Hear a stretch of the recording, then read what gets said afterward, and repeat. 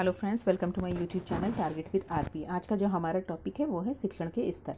शिक्षण के जो स्तर हैं वो मुख्यतः 3 स्तर हैं। एक हमारा जो है स्मृति स्तर है, एक बोध स्तर है और तीसरा चिंतन स्तर है। इसमें सबसे पहले हम बात करेंगे स्मृति स्तर का।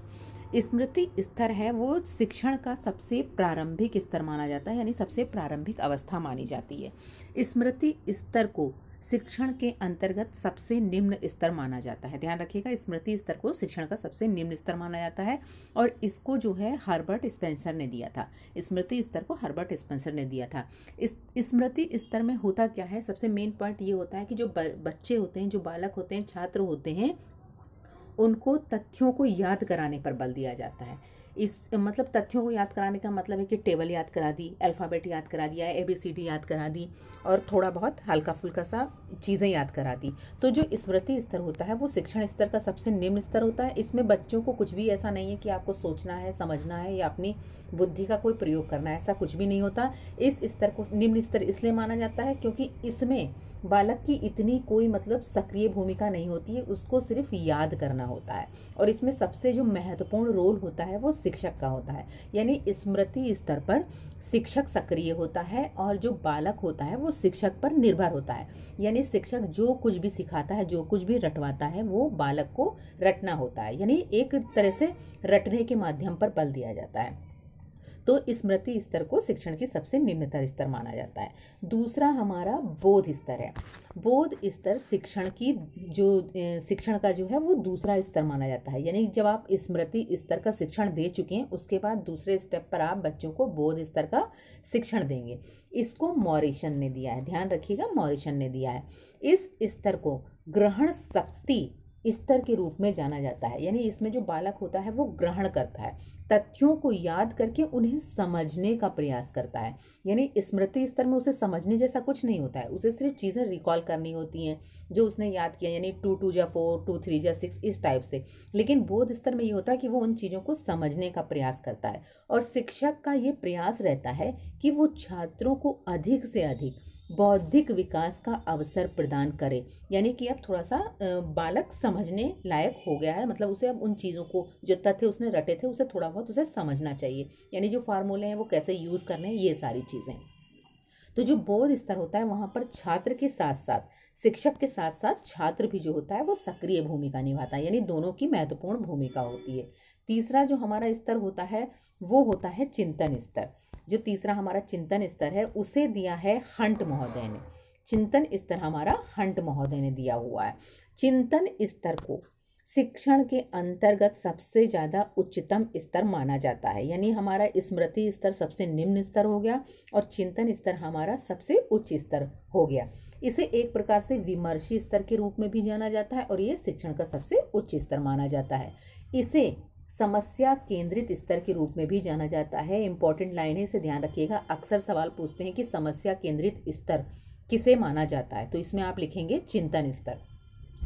इस स्तर पर छात्र अधिक सक्रिय रहते हैं, बिल्कुल सही बात है। इस स्तर पे क्या होता है, छात्रों को कोई समस्या दे दी जाती है और वो फिर उस समस्या का हल ढूंढने का प्रयास करते हैं, उसका चिंतन मनन करते हैं, तो इसलिए इस स्तर को चिंतन स्तर कहा जाता है।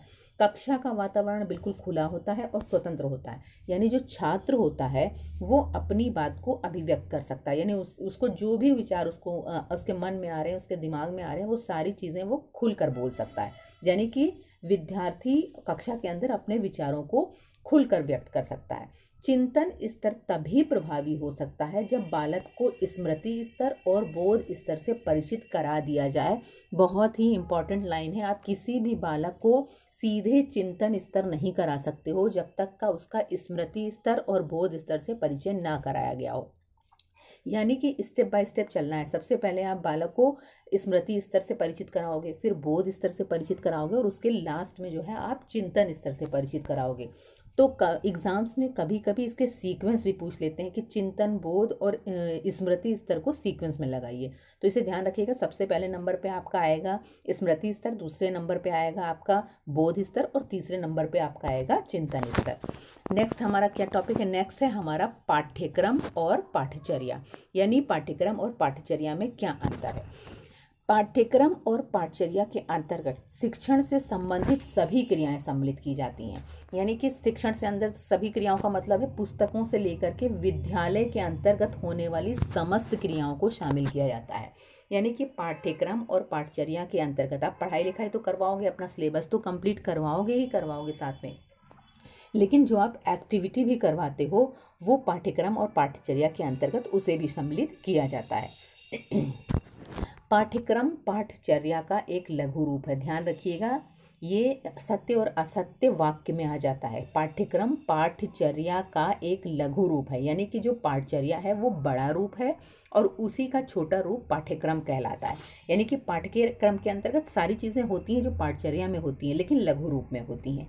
इसमें वे सभी क्रियाएं होती हैं जो पाठचर्या के अंतर्गत होती हैं, परंतु ये पाठचर्या का एक प्रकार से संकुचित रूप है, यानी छोटा रूप है। पाठ्यक्रम विषय के लिए होता है, बहुत ही इंपॉर्टेंट लाइन है, पाठ्यक्रम विषय के लिए होता है जबकि पाठचर्या कोर्स के लिए होता है। बहुत ही इंपॉर्टेंट लाइन है, इसे सिर्फ समझना है आपको। अब अगर आप कॉन्सेप्ट समझ लोगे या क्लियर कर लोगे तो किसी भी तरह का क्वेश्चन एग्जाम में आ जाएगा, उसे आप इजीली सॉल्व कर लोगे। तो जो पाठ्यक्रम है वो विषय के लिए होता है जबकि पाठचर्या कोर्स के लिए होता है। पाठ्यक्रम विषय के लिए मतलब एक सिंगल विषय, आपकी हिंदी हो गई, ये मैथ हो गया, या फिर आपकी एसएसटी हो गई और एजुकेशन हो गया, हर चीज़ हो गया, मतलब एक विषय के लिए। जबकि पाठचर्या सभी विषयों के लिए होता है, यानी सभी के लिए, वो जो भी कुछ बनाएगा, जो एक्टिविटी डालेगा वो सभी विषयों के लिए होगा। इसीलिए पाठचर्या का जो रूप होता है वो वृहद होता है, यानी कि बड़ा विस्तृत रूप होता है। एक तरह से पाठचर्या का बहुत ही विस्तृत रूप होता है। यानी कि जब पाठचर्या सभी विषयों के लिए आपको बता रहा है तो जाहिर सी बात है कि उसका रूप विस्तृत हो जाएगा, जो प्रत्येक अध्यापकों के लिए समान होता है। यानी पाठचर्या के अंतर्गत जो कुछ भी एक्टिविटीज़ दी जाती हैं सभी विषयों के लिए दी जाती हैं और सभी अध्यापकों के लिए सेम होती हैं। अर्थात पाठचर्या में यह बताया जाता है कि सभी अध्यापकों को किस प्रकार पढ़ाना है। यानी पाठचर्या में ये चीज़ आपको बता दी गई कि किस प्रकार से अध्यापकों को पढ़ाना है, उनको किस प्रकार की एक्टिविटीज़ करानी है, ये सारी चीज़ें उन्होंने बता दी। इसमें मतलब पाठ्यचर्या के अंतर्गत सारी चीज़ें, यानी आप विद्यालय में कौन सी एक्टिविटी कराओगे वो सारी चीज़ें उसमें बता दी गई हैं। जबकि जो हमारा जो पाठ्यक्रम के अंतर्गत, पाठचर्या के अंतर्गत सारी चीज़ें आ गई, अब पाठ्यक्रम के अंतर्गत सभी अध्यापकों के लिए अलग अलग पाठ्यक्रम होता है। यानी हिंदी वाले टीचर के लिए अलग पाठ्यक्रम होगा, इंग्लिश वाले के लिए अलग पाठ्यक्रम होगा, मैथ्स वाले के लिए अलग पाठ्यक्रम होगा, और इस पाठ्यक्रम की एक निश्चित अवधि होती है। ठीक है, पाठ्यक्रम की एक निश्चित अवधि होती है, जहाँ पाठ्यक्रम की अवधि 1 वर्ष, सामान्यतः 1 वर्ष मानी जाती है। जो हमारा पाठ्यक्रम होता है वो 1 वर्ष का माना जाता है, यानी 1 वर्ष में उसे ख़त्म कराना है। उसके अंदर जो भी एक्टिविटीज़ हैं, जो भी आपका सिलेबस है, उन चीज़ों को 1 वर्ष में ख़त्म कराना है। वहीं पाठचर्या की अवधि कोर्स समाप्ति तक माना जाता है। याद रखिएगा, इम्पोर्टेंट लाइन है, पाठ्यक्रम की अवधि सामान्यतः 1 वर्ष मानी जाती है जबकि पाठचर्या की अवधि कोर्स समाप्ति तक मानी जाती है।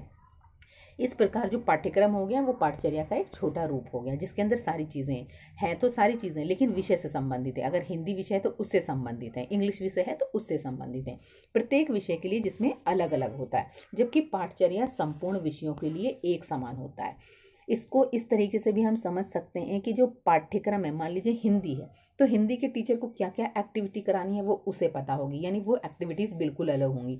लेकिन जो इंग्लिश का टीचर अपना पाठ्यक्रम बनाएगा उसमें इंग्लिश को के लिए अलग एक्टिविटीज़ होंगी, अलग सिलेबस होगा। तो इस तरीके से पाठ्यक्रम एक विषय से दूसरे विषय पर चेंज हो जाता है।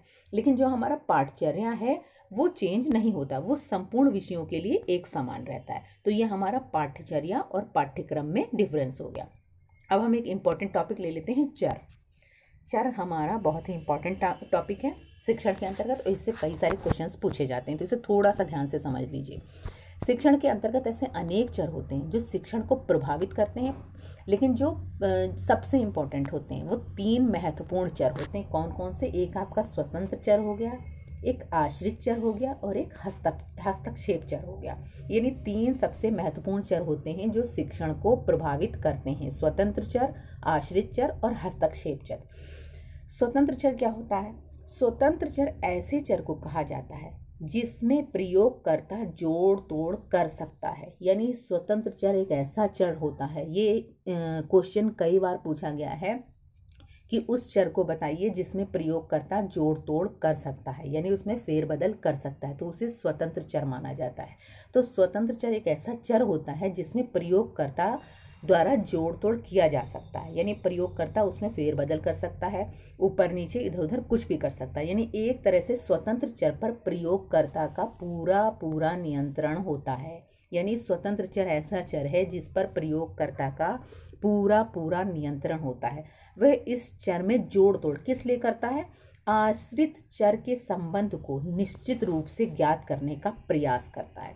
यानी उसे जो आश्रित चर मिला हुआ है उस पर क्या प्रभाव पड़ेगा स्वतंत्र चर में जोड़ तोड़ करने का, इसीलिए वो स्वतंत्र चर में जोड़ तोड़ कर करके उसमें हेरफेर करके आश्रित चर पर उसके प्रभाव को देखने का प्रयास करता है। इसलिए स्वतंत्र चर को उद्दीपक चर के भी नाम से भी जाना जाता है। जैसे स्वतंत्र चर की क्या क्या एग्जाम्पल हो गए आप देख लीजिए। स्वतंत्र चर में आपका आ गया अभ्यास, प्रेरणा, आयु, वृद्धि, पाठ की लंबाई, बुद्धि लब्धि, शैक्षिक स्तर, सामाजिक पृष्ठभूमि इत्यादि। ये सारी चीजें आपकी स्वतंत्र चर के अंतर्गत आ गई। सेकंड हमारा है आश्रित चर। आश्रित चर स्वतंत्र चर के प्रभाव के कारण जो व्यवहार परिवर्तन होता है तथा जिसका अध्ययन तथा मापन किया जाता है उसे आश्रित चर कहते हैं। यानी स्वतंत्र चर की वजह से जिस चर में परिवर्तन होता है उस चर को आश्रित चर कहा जाता है।